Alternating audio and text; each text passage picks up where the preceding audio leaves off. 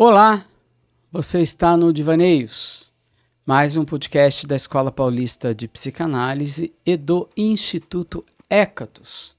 O tema de hoje é a sociedade do espetáculo.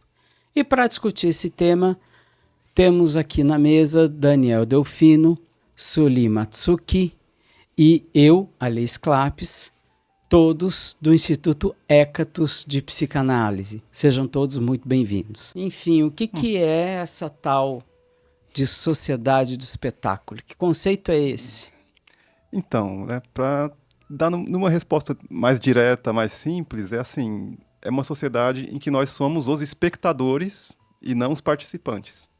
Então, esse conceito, ele surge num livro que a gente vai comentar mais da década de 60, que é muito crítico, né, da forma de sociedade atual, e a principal ideia é essa, quer dizer, a gente, para entender, teria que afastar um pouco assim, esse conceito de dicionário, de espetáculo. Né? Você procura no dicionário, espetáculo é uma coisa boa, tem esse adjetivo espetacular, algo muito bom, né? Mas o livro procura mostrar que a gente está enredado num tipo de relação social em que a gente tem muito pouco controle sobre as coisas. Então, a gente está colocado como espectador. E tudo que gira em torno de nós é que são os protagonistas e a gente só assiste. Né? Meio que a ideia básica do livro que deu origem a esse conceito de sociedade espetáculo, a ideia básica é essa. Né? Como que você vê, Sueli, esse tema hoje das pessoas serem colocadas como espectadores?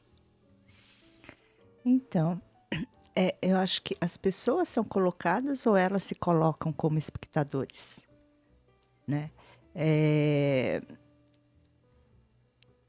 Às vezes o espetáculo é com ela mesma e ela não percebe isso.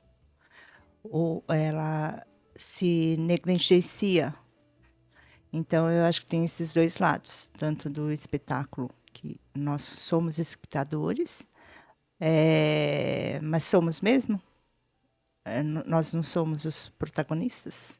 Então, teríamos que pensar. Eu acho que vale um pensamento sobre isso. Agora entrou uma palavrinha, Daniel. Somos protagonistas? Enfim, eu acho que toda pessoa aspira a ser, né? Todo mundo gostaria de ser, deseja ser, as pessoas, ou em alguns casos, meio que se iludem que têm assim, o controle sobre a própria vida, ou que decidem tudo, ou que têm esse poder de decisão, mas que, na verdade, né, de acordo com essa teoria, né, da sociedade, a gente tem muito pouco controle, muito pouca margem de decisão. Né? Então, a gente fica assim nessa condição assim, meio conflituosa. Né? Eu acho que você teria que entrar um pouco nos conceitos do livro, né, para explicar de onde que veio essa ideia. Né? Que livro que é? Então, se chama A Sociedade do Espetáculo. Né? É um livro escrito em 1967 por um autor chamado Guy Debord, francês. Né? E, enfim, esse autor ele é parte de uma corrente de pensamento muito radical. Né? Um pessoal era chamado internacional situacionista. Né? E era, no contexto da década de 60, era um dos grupos, uma das correntes de pensamento que, enfim, se colocava contra o conjunto da sociedade. Né? Então, eu acho que caberia antes fazer assim, uma certa preliminar, né, que é colocar assim, o que essas teorias da sociedade têm a ver com a psicanálise. Eu acho que seria um ponto, né, importante colocar, que é assim, né, em geral, né, eu tenho uma visão assim, um pouco modesta do que a psicanálise pode fazer. Né? Eu tenho uma visão assim, a clínica psicanalítica, pelo menos como eu entendo, não é militância. Né? Você não vai transformar as pessoas, você não vai libertar as pessoas. Né? Eu acho que o máximo que a gente consegue é ajudar as pessoas a entender as próprias experiências emocionais. E, a partir do entendimento que elas adquirem, né, no processo da análise, o que elas vão fazer com isso não cabe ao analista dizer, influenciar. Né? Eu acho que a gente, no máximo, pode, né, fornecer algum repertório, né, para ajudar a pessoa nesse entendimento. Né? Então, é importante para o psicanalista conhecer essas teorias da sociedade, conhecer filosofia, conhecer arte, conhecer cultura geral. Eu acho que isso ajuda o psicanalista a ter um repertório, a ter modelos para ajudar a pessoa, né, nesse entendimento. Né? Agora, enfim, o que a pessoa faz depois, né, Mas você falou agora uma questão que eu acho muito importante e bem colocada, muito bem colocada, que é a diferença entre libertário e liberdade, né? Uhum. Porque ao a gente seguir essa linha de trabalho, a gente aumenta os graus de liberdade da pessoa, que é diferente de libertário, Uhum. não é? Queria que você falasse um pouco mais dessa palavra libertário, desse um contexto do que seria um ativismo libertário. Então, eu acho que existem muitas correntes militantes atuando por aí que têm um pouco essa ideia de querer libertar os outros, né? Sim. Existem correntes de pensamento que atuam com essa perspectiva, né? De que Uhum. acham que vão provocar alguma transformação da sociedade meio que de cima para baixo, meio que, né, sei lá, assumindo o controle sobre o Estado, sobre as instâncias de poder, e que a partir disso vão libertar os outros. Existe esse tipo de pensamento, esse tipo de prática, né? Não era a ideia, digamos, desse grupo que eu falei, né, da Internacional Situacionista, atuava com outra perspectiva, né, que eu acho que é mais próximo de fato, buscar que as pessoas tenham um entendimento da sua situação para se libertarem, né. Então, de certa forma, existe um parentesco aí eu acho, né, com a psicanálise. Eu acho que não é nosso papel, né, libertar ninguém, né, conscientizar ninguém, né. Eu acho que nosso papel enfim, no atendimento, na clínica, com o indivíduo ali na nossa frente, o que a gente faz é ajudar ela no entendimento dela mesma, né? Então, é dar ferramentas para que ela, né, cresça, né? A gente fala de crescimento mental, de transformação mental, de, né, ampliação de horizontes, ampliação de conceitos, de modelos para entender a própria vida, né? Que ela possa ter mais liberdade sobre ela mesma. A possibilidade de sair do script, isso é uma possibilidade? Então, isso é uma possibilidade. Aí eu acho que a gente começa a entrar na questão, né, porque é interessante, né, eu começar por aí, né, dizendo que para mim, assim, me causa uma certa estranheza essa relação, né, entre a psicanálise e certas teorias da sociedade, né, mas, ao mesmo tempo, sempre existiu um debate, uma interlocução, sempre existiu um diálogo, existem muitas correntes de pensamento crítico sobre a sociedade que se inspiraram na psicanálise, que procuraram dialogar com certas escolas da psicanálise, desde Freud, desde, né, alguns autores pós-freudianos, sempre foram muito, muito, muito aproveitados por essas correntes críticas, né. Eu acho isso um pouco curioso e a minha impressão é que, assim, ao a psicanálise tirar a pessoa um pouco, né, colocar ela para pensar sobre si, você está tirando a pessoa daquele piloto automático, né? A pessoa ela pode chegar à conclusão de que o tipo de vida que ela está levando não é adequado para ela, não corresponde aos desejos dela, que, né, ela pode chegar a essa conclusão, ela pode chegar, né, a questionar o que ela faz no trabalho, pode questionar as posições que ela tem, enfim, ela pode questionar várias, tem esse potencial, né?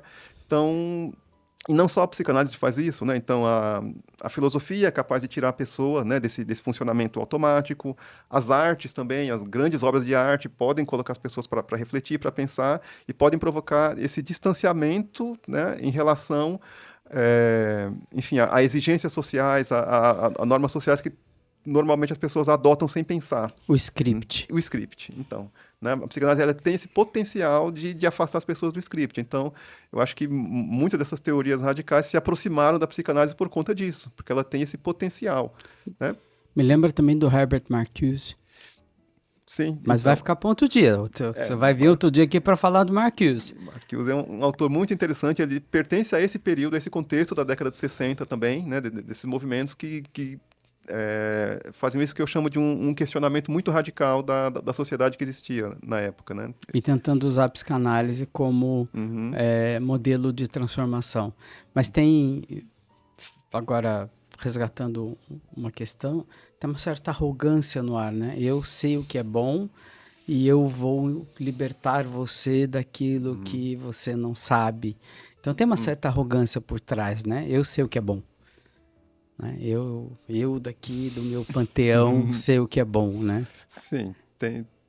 Então, é uma postura que acaba sendo meio inevitável, né? Nesses debates entre esses grupos, entre esses autores, né? Enfim, às vezes na forma como eles fazem críticas uns aos outros, né? Então, existe uma certa disputa entre as correntes de pensamento, né? E nisso está embutido, de fato, essa certa postura, assim, né, de que, não, aqui nós estamos realmente explicando as coisas, né? Tem um pouco essa postura, né? Agora, Que eu ia voltar na sociedade do espetáculo, né? isso. Uhum. Porque Então, espetáculo tem a ver com assistir. uhum, E eu vou dizer que quando eu vi o tema que você propôs, eu pensei no espetáculo da pessoa querer estar no palco e não ser o espectador. Eu uhum, pensei o contrário. E agora você está trazendo essa noção de que somos postos como espectadores. O que assim já abriu meu espaço mental aqui. uhum.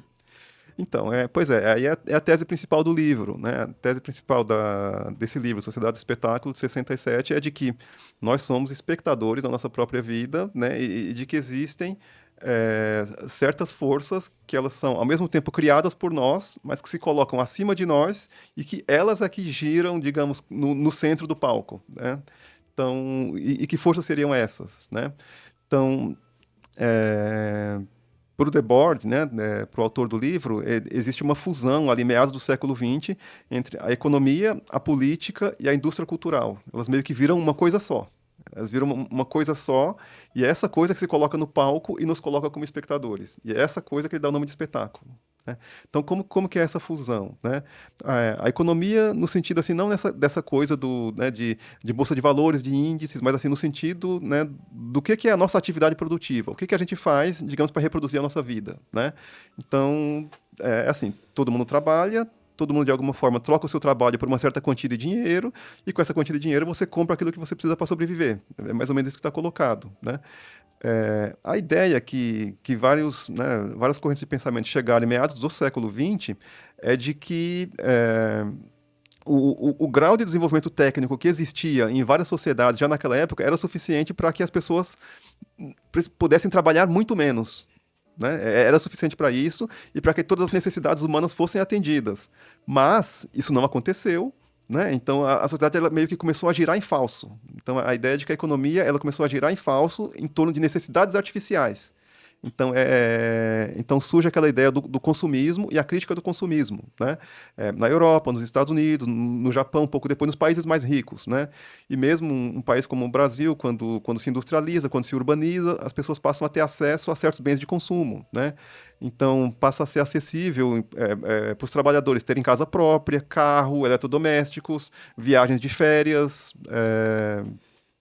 colocar os filhos na faculdade, né? E isso passa a ser acessível, mas ao mesmo tempo a economia ela continua com esse impulso de produzir cada vez mais, né? Então Estamos falando de 60 pares de sapato. É tipo isso, né? Então começa a criar necessidades artificiais, quer dizer, começa a criar aquilo que a gente chama de obsolescência programada, quer dizer, os objetos são produzidos. O iPhone 18. Isso, então, para daqui a 1 ano, 2 anos, você tem que trocar por um outro, você tem que trocar, né? Você tem que trocar por um carro novo, você tem que comprar por um eletrodoméstico novo. Hoje a cada 2 anos se troca de celular. Então, assim, a economia ela se desconectou completamente, né, das necessidades humanas, né? Ao mesmo tempo em que, enfim, as desigualdades sociais continuaram, tem países que continuam pobres, tem pessoas que, né, países que produzem alimentos e as pessoas passam fome, todas essas disfunções continuam existindo, né?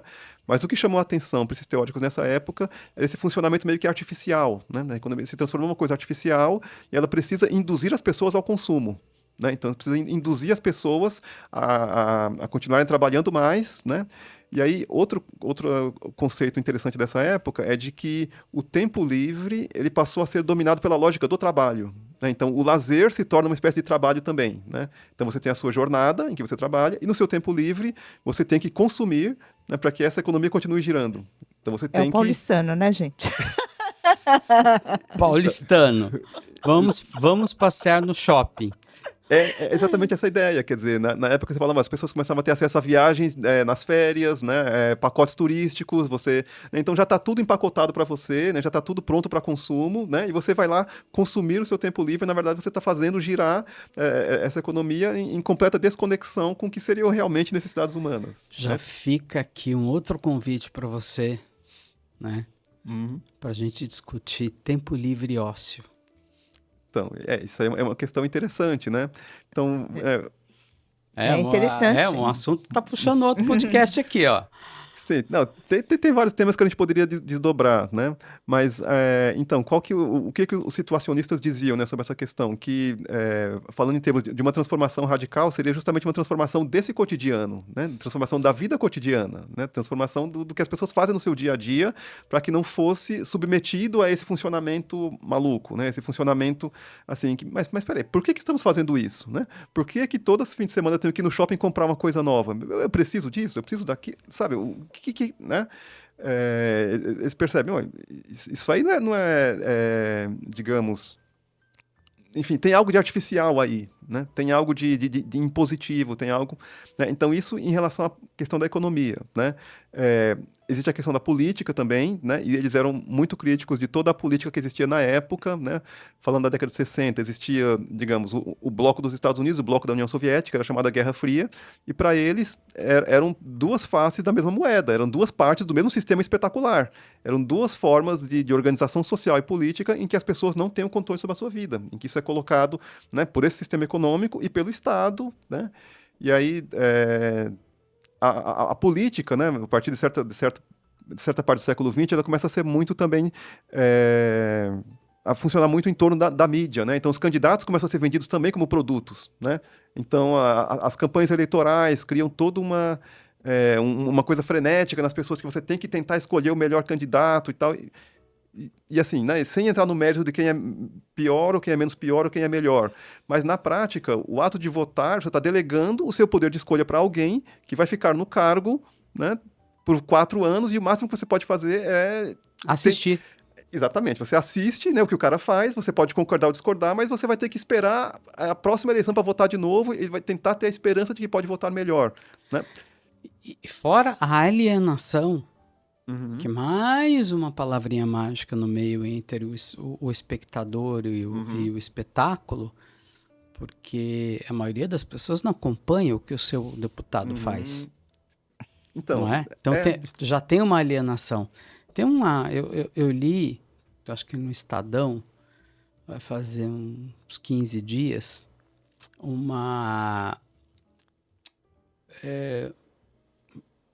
artigo falando como que estão os comícios do Donald Trump dos Estados Unidos. Eles estão terminando parecendo um culto religioso. Tamanho, ou seja, é um espetáculo de ideias simples, fáceis de digerir, para um mundo extremamente complexo, que é um espetáculo montado, né, como se fosse a entrega de um Oscar, e termina como um culto religioso. Não é? Mas isso tem um porquê, porque ele foi percebendo que nas estatísticas, ou seja, tem toda uma estratégia de marketing por trás. Esse comentário ele não é uma crítica à direita ou à esquerda, ao meio, ao centro, mas é um exemplo do que você está trazendo, né? Como que essas questões vão se misturando e se tornando um espetáculo, não é? A política vai virando um espetáculo, que a política vem de polis, né? Vem de uma discussão de ideias para a comunidade. E o que a gente vê é outra coisa, é marketing, puro marketing, né? E não uma discussão de ideias. O debate hoje sobre... Você pega um debate para a presidência ou para qualquer coisa, é um espetáculo, é tudo ensaiado. Não tem discussão de ideias. Não tem projeto de sociedade, não tem discussão. Quais são os problemas reais que nós temos que lidar, né? E como a gente achar soluções coletivamente para esses problemas. Não tem mais a ver com isso, né? Tem a ver com você escolher um candidato, e esse candidato ele se cerca, né, dessa aura de que vai ser a pessoa que vai resolver, né? E nós vamos ficar aqui torcendo, esperando por ele. É o santo salvador. Então, agora só precisa ter o santo de preferência. Isso, agora essa sua última fala abre também para a questão do que eu falei do terceiro elemento, né, do espetáculo, que é a indústria cultural, que é aquilo que a gente chama de mídia, né, que é onde entra o jornalismo, onde entra, enfim, o cinema comercial, a televisão comercial, e hoje a gente tem as redes sociais, que aí mereceria um capítulo à parte, né? Acho que a gente consegue chegar nesse ponto também, né? Mas... então, isso é para hoje. Vamos tentar chegar lá, né? Para os situacionistas, né? Então a indústria cultural ela funciona como ela é meio que a cola que unifica, né? Unifica a economia e a política nessa forma de funcionamento alienado, né? Que nos coloca como espectadores, né? Então, o raciocínio é um pouco invertido, né? Quando você pensa sociedade espetáculo, né? Parece um conceito autoevidente, né? De que a gente está cercado de espetáculos, a gente está cercado de telas, a gente está cercado de televisões, de celulares, de coisas assim, mas na verdade é meio que o contrário. A nossa vida se tornou artificial, ela é dirigida por necessidades artificiais, né? E por causa disso, o nosso tempo precisa ser ocupado pelas telas, né? Então não é o hábito das pessoas de assistirem muita televisão lá no século XX ou usarem muito celular que nos coloca como espectadores. É porque nós já não temos o controle sobre a nossa própria vida, a gente já não tem o poder de decisão sobre várias questões fundamentais, né? Isso está colocado em outras instâncias da sociedade que a gente não tem alcance, e o que nos resta fazer é a distração, é se distrair, né? É assistir televisão ou ficar no celular. Né? E tem a falsa, agora, dentro do contexto que você está trazendo, dos 15 minutos de fama, como isso é uma armadilha, né? Porque é uma fama, hoje, falando em mídias sociais, é uma fama efêmera, não é? E você é preso àquilo. Para quem já produziu conteúdo para a internet sabe que isso é uma prisão, não é? A gente, pelo menos aqui, é um projeto que a gente está se divertindo. Eu me divirto muito fazendo essas conversas. Não me sinto preso fazendo essas conversas. Vou dar meu depoimento. Eu tenho um canal onde eu produzia e chegou uma hora que eu falei, não, isso aqui é uma prisão. Eu tenho que produzir. E eu já não tenho mais nada para falar. Aí eu parei o projeto em 2019. Não é? E hoje não. Hoje para mim, o projeto mudou. O projeto é conversar. É poder ter essa conversa. Que é uma outra questão. Não é? E eu espero que você que esteja nos ouvindo, não é, saia deste lugar que a gente está chamando aqui de espectador e passe a refletir, possa usar isso por uma reflexão. E tem uma coisa que você falou, Ale, eu tenho que produzir. Sim. Então isso fica pesado. E aí é como você falou, aqui a gente está, por enquanto eu também, na diversão. Então, sem precisar, nós estamos produzindo. Sim. Nós não precisamos produzir. A gente pode sonhar um pouco aqui. Sim. Né? É lógico que a gente conta com sua expertise, que o Daniel também é filósofo pela USP, então a gente, a partir desse expertise, serve de continente para a gente poder sonhar e pensar o que está acontecendo ao redor, não é? Mas é uma prisão. Essa produção é uma prisão também, né? Esses 15 minutos de fama. Eu nunca me esqueço do Michael Jackson. Se a gente pegar a carreira dele, o quanto ele foi se deformando para atender às expectativas que ele acreditava que o público dele tinha. E ele foi se deformando. Para mim, no final, para mim, minha opinião pessoal, é um excelente músico do ponto de vista musical e de letra e de canção e de tudo. Tenho muita admiração pelo Michael Jackson como cantor, mas do ponto de vista assim, de apresentação, ele foi se tornando um Frankenstein. Foi se destruindo, né? Isso meio que aconteceu, né? Agora, trazendo um pouco mais para o contemporâneo, né? Então, digamos, o que é esse espetáculo hoje, né? Porque, como eu estou dizendo, né? O conceito foi criado na década de 60, né? E, então, era uma época que o que existia como mídia e o que ocupava boa parte do tempo livre das pessoas era a televisão, né? E hoje a gente tem algo, acho que até mais viciante, né? As pessoas, me parece hoje, mais viciadas em celular e mais fixadas em rede social do que, sei lá, do que na época da televisão, né? E eu acho que aí, para entender um pouco esse mecanismo, como ele se coloca contemporaneamente, eu acho que a gente teria que partir para um outro conceito dos situacionistas, que é a ideia de desvio e recuperação. A ideia é o seguinte, que, enfim, existe esse sistema, né, que procura nos colocar como meros espectadores, né, mas as pessoas lutam contra ele, né? Cada nova geração, cada indivíduo que surge, meio que né, quando percebe coisas que ele não concorda, que ele não gosta, ele tenta se posicionar contra, né? Então sempre existiu, né? Então essa sociedade, ela não existe um domínio absoluto, né? A sociedade está sempre em movimento, sempre existem ideias novas, movimentos novos, então as pessoas procuram reagir a esse sistema, né? O problema é que alguma dessas reações são, então a reação e a luta das pessoas é o que eles chamavam de desvio, né? E esse desvio, ele se não consegue modificar o sistema inteiro, ele é recuperado. Essa é a ideia de recuperação. Então, deixa eu dar um exemplo prático, por exemplo, né? Voltando para as décadas de 60 e 70, era muito comum o fenômeno do que o pessoal chamava de greves selvagens. Acontecia, às vezes, em grandes empresas, em que os trabalhadores simplesmente, por fora do sindicato, sem esperar dirigente sindical, sem esperar assembleia, sem esperar negociação, nada, simplesmente resolviam parar e paravam a empresa porque estavam insatisfeitos ali com alguma questão, né? Era um fenômeno que aconteceu na França, na Itália, em vários países naquela época. E aí, o que os gestores das empresas começaram a criar? Eles começaram a ideia da gestão participativa, né? Então mudou o discurso e o funcionamento do setor de recursos humanos das empresas, né? Eles passaram a dar voz para as pessoas. Não, vocês querem participação? Então vamos participar, vamos dialogar, né? Então mudou a forma da gestão. Não existe mais a figura daquele gerente autoritário que parece um militar do exército que chega dando ordem, né?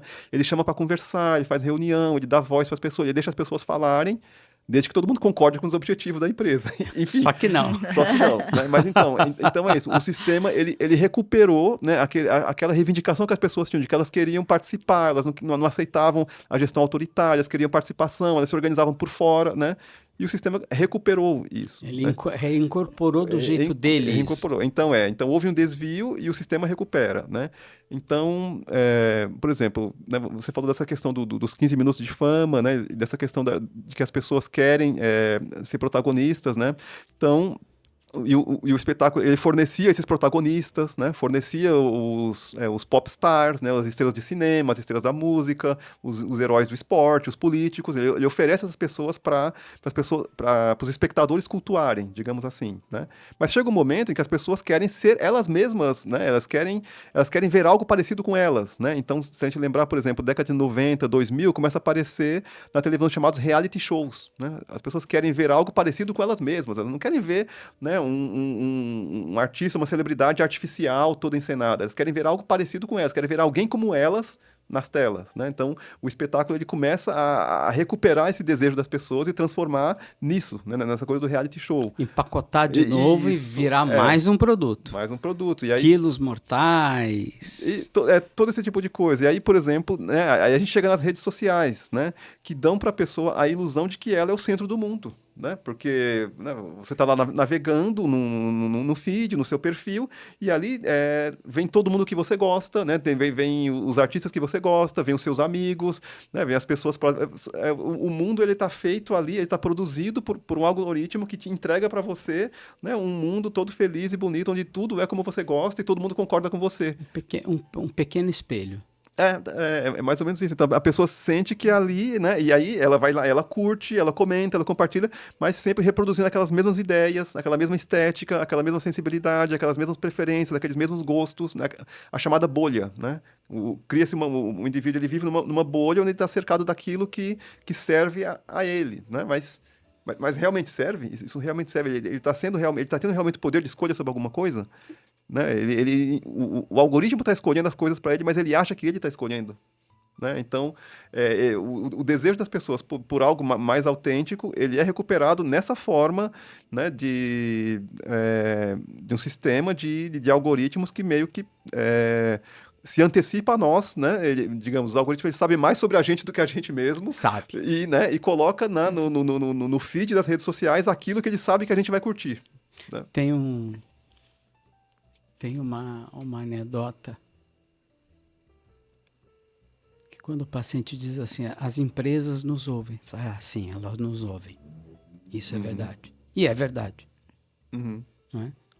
Para quem tem uma Alexa, ela sabe quando você entrou no ambiente. Uhum. Ela acende uma luzinha.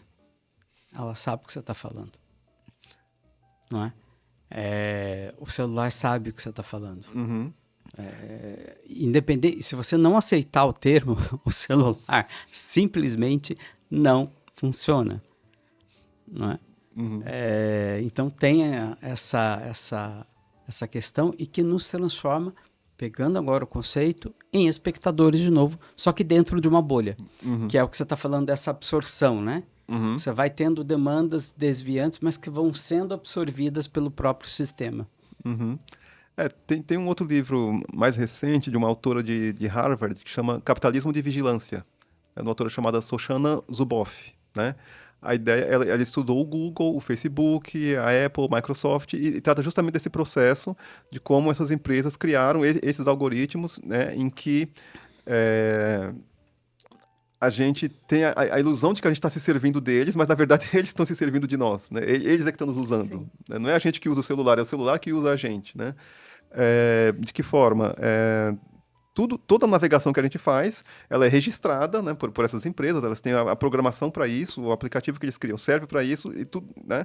E a partir daquilo que a gente faz, as empresas têm um perfil nosso, né? Então nós existimos aqui, nesse nosso mundo real, digamos, e nos computadores das empresas existe ali um conjunto de métricas, de medições, que, por exemplo, o que é o Daniel, né? O que é a Sueli, o que é o Alê, né? É essa pessoa que gosta disso, e aí, a partir desse perfil, isso é vendido, né, para publicidade, para que seja nos oferecido propaganda, né? Você gosta disso? Você gosta de rock? Então vou oferecer para você propaganda de shows de rock todo dia no seu feed. Sim. Né? Você gosta de futebol? Então vamos mostrar imagens do seu time. Você gosta, né?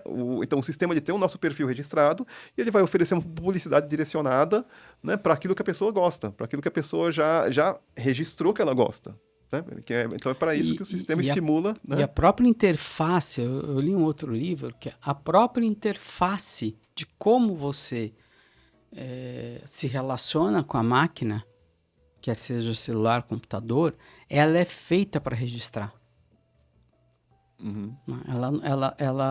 Ela já é, porque você já bota o like, ou seja, o jeito que você interage já permite o registro.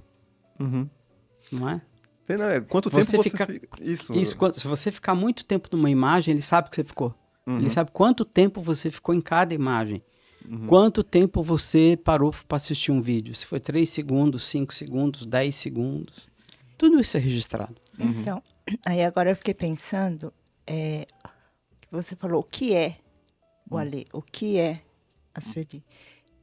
E a gente precisa tomar cuidado que a gente esqueceu do quem é. Que aí, eu acho que aí tem a ver com a questão da psicanálise. Né? A mídia, a sociedade de espetáculo, né? É o que é tal pessoa. E aí a psicanálise é quem é. Você vai tentar resgatar.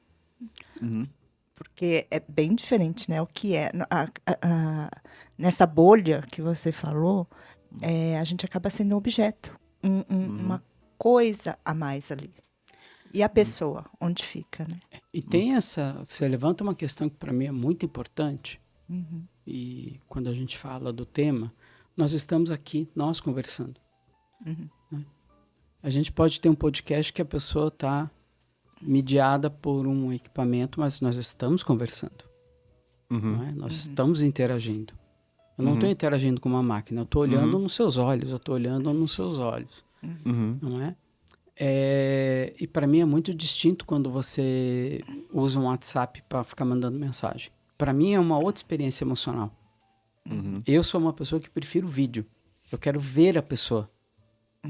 Não, ou seja, a tecnologia não é de toda má. Ela nos permite fazer coisas hoje e chegar, por exemplo, eu acho que 99% do território nacional, há 10 anos atrás, não tinha acesso à psicanálise. Não tinha psicanalista na cidade. E hoje, a tecnologia permite que a psicanálise chegue, mas ela é um encontro. Sim. Ela não é essa interação fria, algorítmica. Ela é um encontro vivo de experiência emocional, de textura emocional, de turbulência emocional, que é uma outra coisa. Não é? Então, é a tecnologia usada para um outro fim. Então, por exemplo, você que está nos ouvindo agora, eu espero que você esteja tendo esta noção de que você não está... aqui não tem máquina, aqui não tem algoritmo, aqui tem pessoas que se dispuseram a estar aqui para conversar. Né? E isso é libertador hoje. né? Você está livre de uma conversa de WhatsApp ou de sei lá o que só te permite 140 caracteres, Uhum. não é? Ou que te permite um tipo de interação, que é curtir ou comentar, Uhum. não é? Ou seja, tem um grau de liberdade, né, na conversa, na intimidade que vai se formando no par analítico, que nenhuma tecnologia permite. E ali ninguém é espectador ou está atuando, Uhum. não é? Somos pessoas. E sair desse grau de espectador e atuação é muito difícil. Porque quando a gente está nessa dicotomia, a gente também está esperando um salvador. Uhum. Um produto salvador, o próximo produto. Então, nisso a psicanálise é revolucionária. Sim. Nesse sistema, né? Uhum. De poder pensar um outro tipo de relação que não esse espetáculo cena. Uhum. Eu acho que a ideia é essa, né? A psicanálise ela tem esse parentesco, e como eu falei um pouco no começo, né? Ela é uma das experiências que ainda são possíveis nessa sociedade, né? Que meio que te coloca um pouco fora desse espetáculo, desse circuito aí, né? Porque, enfim, você frente a frente com o analista e um analisando frente a frente um com o outro, né? Ali é real, né? É autêntico, é cara a cara, é olho no olho e né? Emoções ali acontecendo, emoções circulando, né? As pessoas estão realmente sentindo algo e precisam, né, conversar sobre aquilo que sentem, né? Então, não tem máscara, né? Não tem máscara, não tem encenação, não tem... E tem Né? algoritmo. Não tá mediado por um roteiro, não tem um script, né, pré-definido. Né? Pode acontecer qualquer coisa na sessão. Aliás, vai ser um próximo assunto, né? É como a gente desfaz os nossos algoritmos para criar novos algoritmos que nos sejam úteis e não receber algoritmos da sociedade que para nós às vezes não são úteis. Uhum. Né? E a gente reproduz como espectador. Eu realmente não tinha essa noção do conceito. Para mim, sociedade de espetáculo era todo mundo querer estar no palco, né? Porque é a primeira ideia que vem e você abre assim um outro continente, uma outra forma de pensar que eu nunca tinha parado para pensar. Tem uma frase do livro que fala: o espetáculo é uma relação social entre pessoas mediada por imagens. Essa é uma das definições que ele dá, né?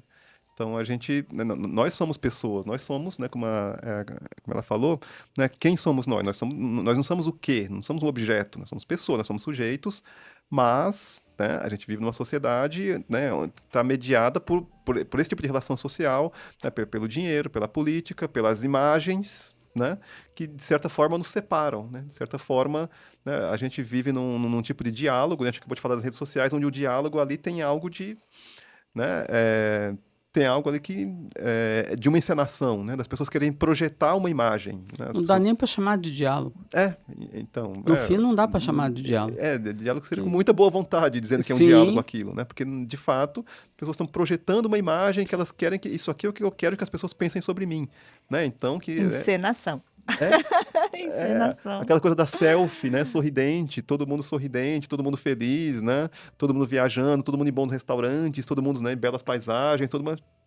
Mas isso é realmente a vida, né? Né? Pode ser e pode não ser, né? Acho que esse que é o problema, né? Não é nem que, enfim, que as pessoas não possam sorrir, comprar o que elas gostam, viajar. sorrir, viajar, passear, curtir. Todo mundo pode e deve curtir, mas desde que isso não seja feito, né, excluindo outra possibilidade. Eu acho que esse, o grande problema, né, do espetáculo é que ele já pré-direciona o que as pessoas devem gostar e fazer, né? E meio que exclui outras possibilidades, né? E aí tem um problema, né? Que é o que a psicanálise pode oferecer. Aumentar os seus graus de liberdade para que você possa escolher para onde ir, né? E não receber um roteiro pronto. Né? Você vai fazer isso desta forma. É muito década de 50 também, né? Aquele roteirinho, né? Tipo, né, você tem que fazer faculdade, você tem que arrumar emprego, você tem que casar, você tem que ter filhos, você tem que morar numa casa desse formato aqui, né, nas férias você tem que viajar para tal lugar, e quando você tem que ir nesse museu, já tá tudo com roteirizado, né? Já tá tudo pré-definido e, ok, você pode gostar disso, mas podemos também fazer algo diferente, né? Sim. Podemos, né? Sim. Mas para isso precisa se conhecer. Isso, então acho que tem essa interface, né? A psicanálise, por isso que ela, né, como eu falei, é uma das instâncias que existem que permitem essa abertura, né? Tem a possibilidade dessa abertura. Mas não com arrogância, Então, né? De baixo, de cima para baixo. Né? Porque senão vai do 8 para 80, né? Então, O famoso 880. Você sai de um lugar e vai pro extremo. E no final a operação é a mesma, né? Sim. Tá, continua uma sociedade de espetáculo. Aliás, um dos problemas para mim que está acontecendo hoje com a psicanálise, ela está virando um espetáculo. Né? Se a gente parar para pensar, ela está ficando espetacular. Né? Então, pois é, existe isso também. Eu já vi assim um certo discurso aí sobre, em áreas correlatas, principalmente, tipo psicologia, um certo discurso sobre saúde mental e tudo mais, que meio que tem uma certa ideia de oferecer um bem-estar para as pessoas meio que pré-definido, né? Existe meio que essa ideia, não, né? Venha fazer tal tipo de terapia e você vai ficar bem, você vai, né? Você vai encontrar soluções, né? Você vai, né? Sendo que não é bem assim, né? Não, e temos popstars. Então, tem isso também. Tem isso também, temos popstars. E só para deixar claro, aqui ninguém está querendo ser popstar, tá? A gente só está aqui conversando e batendo papo, tá? Vamos deixar claro, né? Vamos deixar claro que aqui ninguém é popstar, tá? Aqui ninguém não estamos querendo viralizar, né? Não. Se a gente essa. puder fazer que essa conversa reverbere em você, já está de bom tamanho. Né? É que você possa aprender um pouco da nossa experiência, já está de bom tamanho. Daniel, muito obrigado pela conversa. Sueli, muito obrigado pela participação. Obrigada. E pela conversa também. A gente se vê num próximo podcast, mas antes de terminar, eu queria dizer que a Escola Paulista de Psicanálise e o Instituto Hécatos, nós temos um programa de atendimento em psicanálise. Se você estiver interessado, dá uma olhada na bio, no feed. Vem experimentar a psicanálise. Vem experimentar isso que a gente está dizendo. Melhor do que falar sobre é vivenciar. Até um próximo episódio.